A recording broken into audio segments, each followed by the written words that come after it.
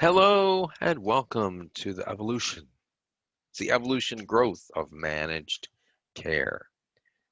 In this presentation, I'll talk about the beginnings, not like of the universe, but of managed care, and then talk about how it has grown. And then what happened? Well, there was a backlash initially. So I'll talk about what that is. So the beginnings of managed care, actually in the 1900s, the big industries at the time, railroad, mining, and lumber companies, employed salaried physicians to provide care. And then around the 1940s, some large health plans emerged to provide comprehensive care for a capitated fee, which means per member basis. And then everything changed in 1942 when Henry Kaiser, Kaiser Permanente, Kaiser Family Foundation, provided health care to 30,000 workers. Um, and he began Kaiser Permanente and teamed with Dr. Sidney Garfield. And today, it is the largest health maintenance organization in the United States. And this just gives a little bit more color around the development of that.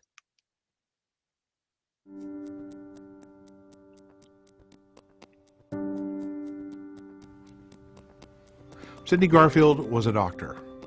Henry Kaiser was a builder. Both were visionaries and innovators. Dr. Garfield was experimenting with a model that blended prepayment for medical care with an emphasis on preventing injury and illness. Kaiser wanted to improve medical care for his workers, to keep them healthy and on the job. The pair joined forces at the biggest dam ever built, Grand Coulee, in 1938. Garfield focused on a simple insight.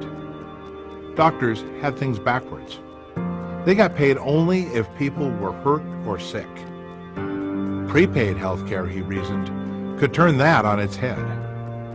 Doctors working in groups could be paid to keep people well and treat them when needed. Providing services under one roof, as Garfield put it, could make care more efficient with better results. There was a change in the severity of illness. We no longer saw terminal pneumonias, we saw early pneumonias. We didn't see very many ruptured appendices, we'd see early appendices. And diphtheria entirely disappeared. The Kaiser Permanente model was born. When America entered World War II, Kaiser's legendary shipyard workers on the West Coast smashed records for shipbuilding. Dr. Garfield set about keeping them well by building the largest civilian medical care program on America's home front. Henry Kaiser was the passionate advocate. I can't understand for the life of me why there should be any conflict or controversy over any plan that brings comprehensive, high-quality medical care to Americans at a low cost. Soon, the nation's eyes turned toward this innovative new idea. After the war, Kaiser and Garfield opened Kaiser Permanente to the public, staying true to Garfield's original vision.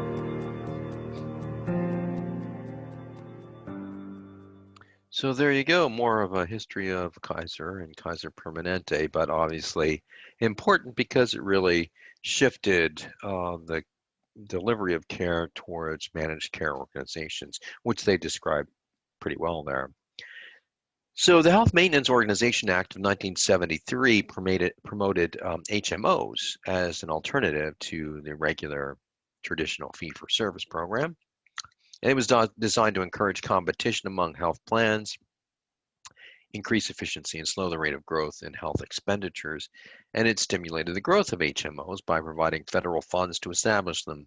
The goal was to establish 1,700 of them to serve 40 million members from 1973 to 1976, but it didn't reach that. And by the end of the 70s, they only had fewer than 10 million members, so quite short.